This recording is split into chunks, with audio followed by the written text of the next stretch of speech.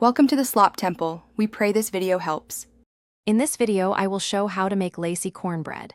To begin, you will need just a few simple ingredients. Start with 1 cup of fine cornmeal, 1 1/2 cups of water, and 1/2 teaspoon of salt. These basic components are key to achieving that delicate, crispy texture. Also, make sure your cast iron skillet is properly seasoned. This is crucial for preventing sticking and ensuring even cooking.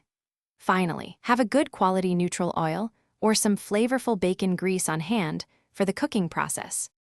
Now let's prepare our batter.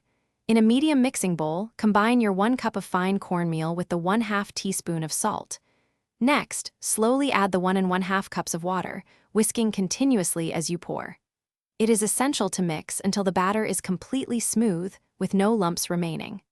The consistency should be quite thin, much like a crepe batter, rather than a traditional thick cornbread mixture. This thinness is what allows the cornbread to spread and become wonderfully lacy.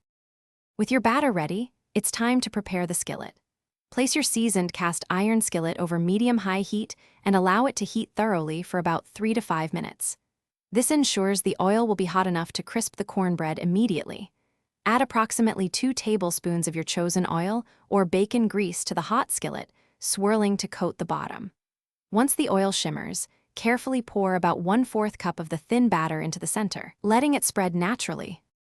As the cornbread cooks, you will notice the edges becoming beautifully delicate and lacy. Cook each piece for about 2 to 3 minutes per side, or until it achieves a rich, golden brown color and a wonderfully crispy texture. The key is to let it get truly crisp. Once cooked, carefully remove the lacy cornbread from the skillet.